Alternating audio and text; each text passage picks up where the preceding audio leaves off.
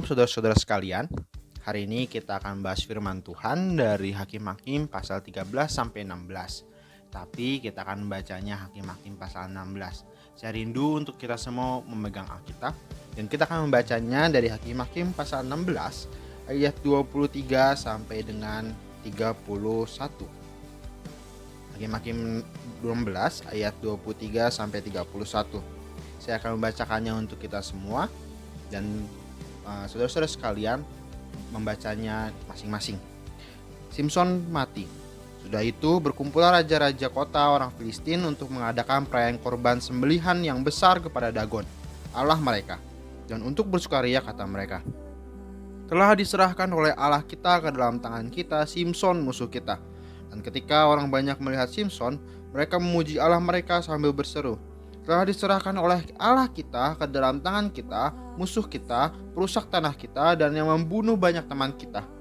Ketika hati mereka riang gembira, berkatalah mereka, panggillah Simson untuk melawak bagi kita.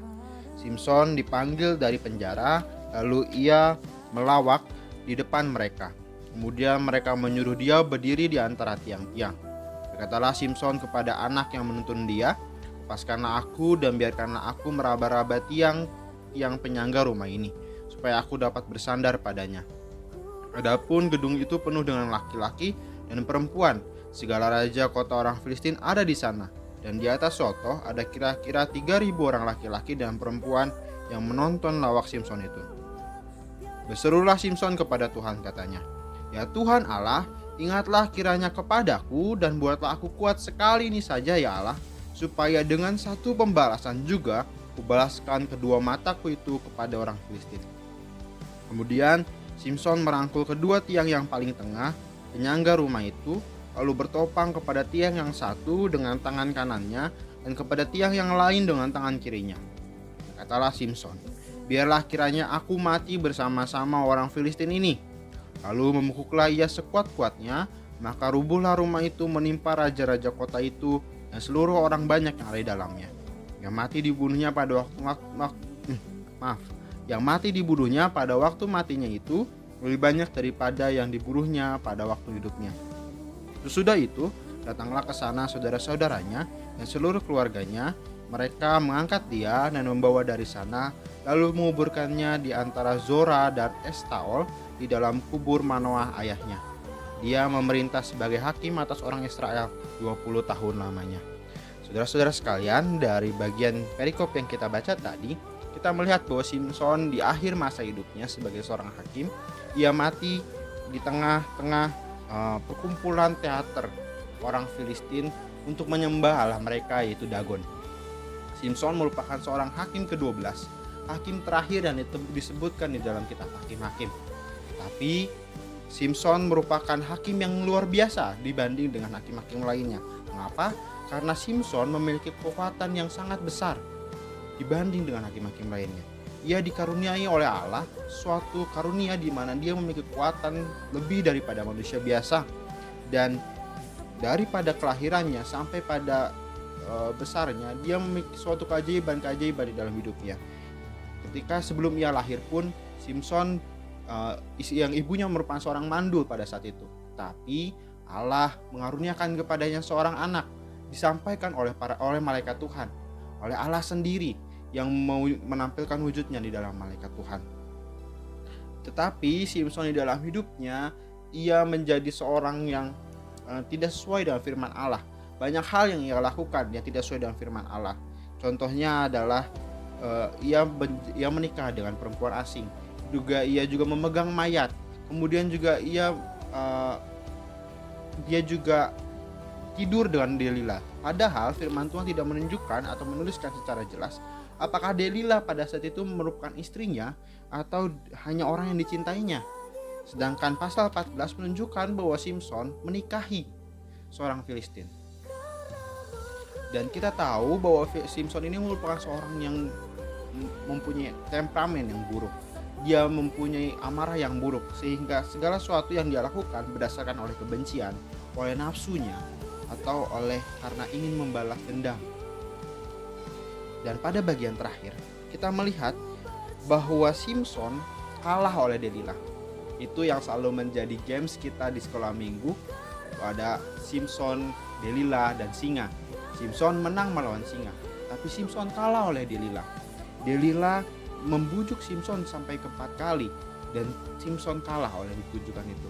Bujukan itu membuat Simpson membocorkan rahasianya kepada Delilah, dan Delilah membocorkan rahasia Simpson kepada orang-orang Filistin, sehingga Simpson dipotong rambutnya, dicungkil matanya, dan ia menjadi budak orang Filistin. Dan pada perikop yang kita baca tadi, kita melihat bahwa orang Filistin bersuka cita karena bisa mengalahkan Simpson. Dan Simpson dipanggil untuk melawan. Pada masa hidupnya, Simpson merupakan seorang yang sering mengeluarkan teka-teki.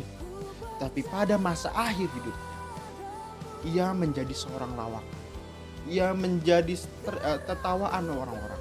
Ia menjadi bahan olokan bagi banyak orang. Dan justru di dalam kematian, banyak orang-orang Filistin dikalahkan lebih banyak daripada saat ini. Hal ini menunjukkan bahwa ia di dalam kematiannya dapat membebaskan umat Israel dari orang Filistin. Ada satu hal penting yang kita bisa lihat. Simpson merupakan seorang hakim dan ia menggenapi seluruh tugasnya pada saat kematiannya. Kalau kita lihat, apa tugas seorang hakim? Tugas seorang hakim merupakan orang yang dipilih Tuhan, dibangkitkan oleh Tuhan untuk membebaskan umatnya daripada penjajahan. Dan Hakim-Hakim pasal 2 menunjukkan kepada kita semua, Hakim-Hakim pasal 2 ayatnya yang ke-18 mengatakan, setiap kali apabila Tuhan membangkitkan seorang hakim bagi mereka, maka Tuhan menyertai hakim itu dan menyelamatkan mereka, orang Israel, dari tangan musuh mereka selama hakim itu hidup. Sebab Tuhan berbelas kasihan mendengar rintihan mereka karena orang-orang yang mendesak dan menindas mereka. Kalau kita baca dari ayat ini, ada satu kata penting atau ada satu frasa penting di sini. Selama hakim itu hidup. Jadi orang Israel akan mendapatkan keselamatan, mendapatkan kedamaian, dibebaskan daripada penjajahan orang-orang yang menjajah mereka selama hakim itu hidup. Sehingga ketika Simpson mati, Simpson telah menyelesaikan apa ya tanggung jawabnya. Ia menyelamatkan orang Israel sampai dia mati. Dan ketika saya merenungkan bagian ini, saya melihat bahwa ada proses yang sama yang terjadi dengan Simpson. Simpson ketika dia di masa akhir hidupnya, ia diolok-olok, ia ditertawakan, dan justru ketika diolok-olok itu, ketika ia ditertawakan, ia mati dan kematiannya menyelamatkan umatnya. Kematiannya menyelamatkan umat Allah. Saat dia ditertawakan, saat dia diolok-olok.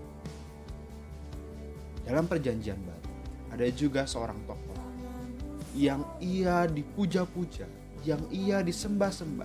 Bahkan ketika ia berjalan, ada orang berkata, Hosana bagi anak Daud. Tapi ketika masuk dalam proses akhir masa hidupnya, ia dicaci, ia diolok-olok, ia ditertawakan, ia dihina, ia menjadi bahan olokan di antara orang-orang yang melihat. Orang-orang memalingkan wajahnya kepada dia.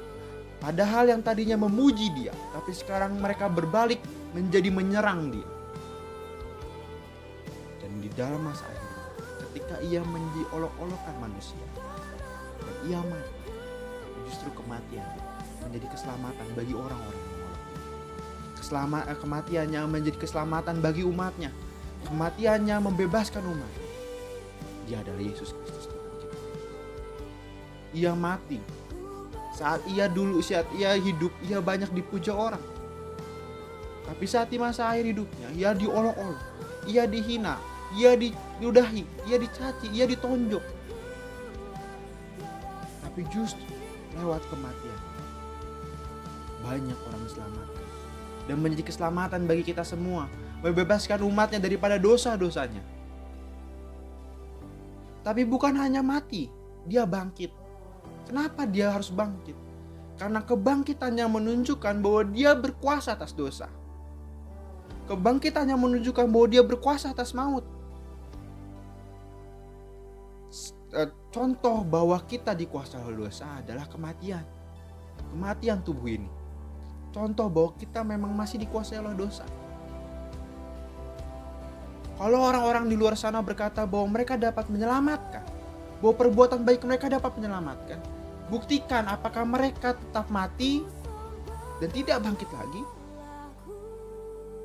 atau mereka bangkit pada harinya. Mereka bangkit dan mengalahkan maut. Tidak kan? Hanya Yesus Kristus saja yang mati dan bangkit. Orang-orang lain berkata bahwa mereka dapat mempunyai jalan keselamatan, tetapi nyatanya apa? Mereka tidak bangkit dari maut. Mereka tidak dapat mengalahkan dosa, sehingga apapun yang mereka katakan semuanya hanya omong kosong. Tapi Yesus Kristus, dia manusia yang mengatakan, dia Allah yang mengatakan bahwa dia mempunyai keselamatan. Dia dapat menghilangkan segala dosa kita, dosa yang dulu, sekarang, dan yang akan datang. Dan dia membuktikannya dengan dia berkuasa atas maut. Dan sesuai dengan Hakim-Hakim pasal 2 ayat 18 tadi kita baca, selama hakim itu hidup, maka orang Israel mendapatkan keselamatan. Demikian juga Tuhan kita, Yesus Kristus kita, Mesias kita, Sang Pembebas kita masih hidup sampai sekarang karena dia telah bangkit dari dalam maut.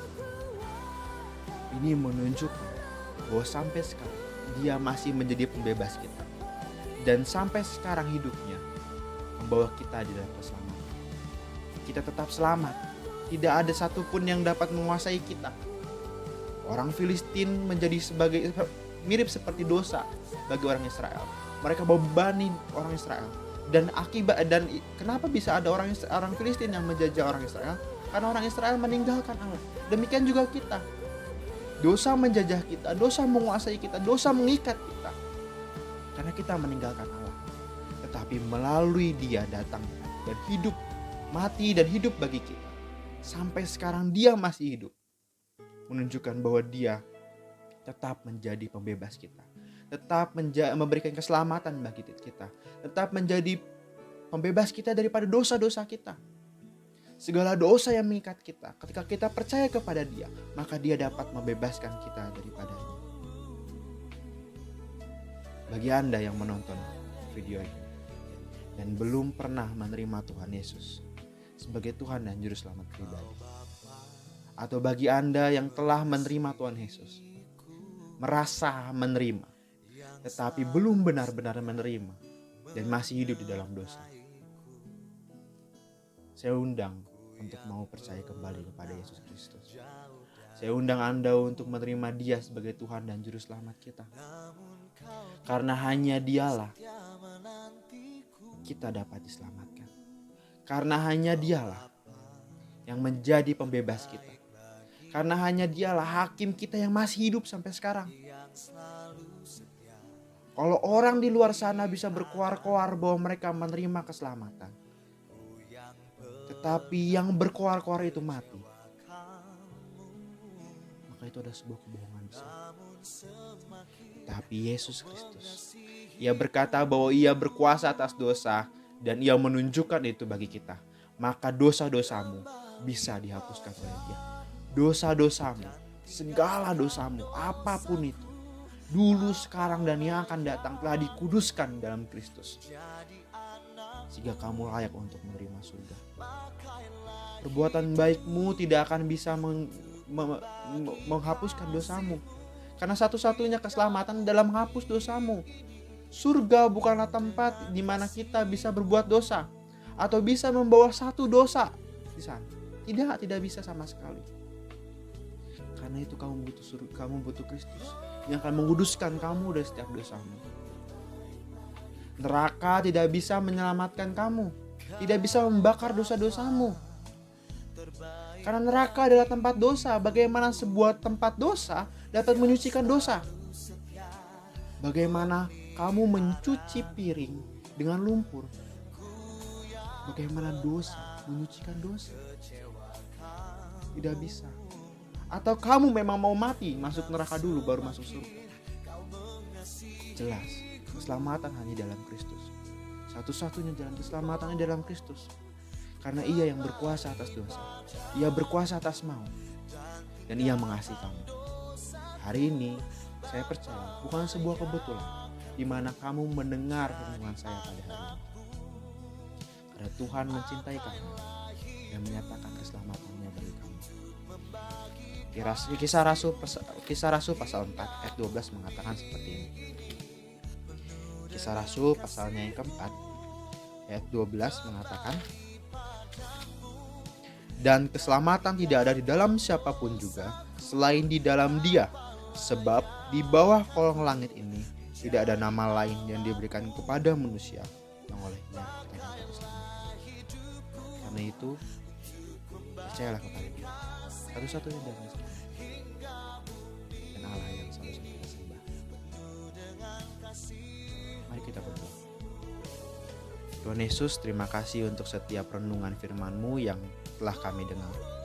Tuhan Yesus memberkati setiap pendengar dimanapun mereka berada, kapanpun mereka memutar video ini. Hamba berdoa hari ini bahwa Tuhan akan menyatakan keselamatan daripada-Mu bagi mereka. Engkau dulu diolok-olok, engkau dihina, engkau dicaci, engkau ditolak oleh manusia, tapi justru ketika engkau mati, engkau menyelamatkan kami semua. Dan engkau bangkit dan menyatakan kehidupan sampai sekarang, sehingga kami mempunyai hakim yang terus tetap hidup, tetap memberikan keselamatan bagi kami. Ampuni kami Bapa, kalau sampai hari ini kami masih berbuat dosa. Ampuni Tuhan, kalau sampai hari ini kami masih melupakan Engkau, meninggalkan Engkau. Kami mau menerima Engkau sebagai Tuhan dan Juru Selamat pribadi kami. Kami mau menjadikan Engkau bertahta di atas hati kami. Dan biarkan nama Kristus dipermuliakan dalam hidup kami. Dalam nama Tuhan Yesus, kami bersyukur dan berterima kasih. Amin. Tuhan Yesus memberkati.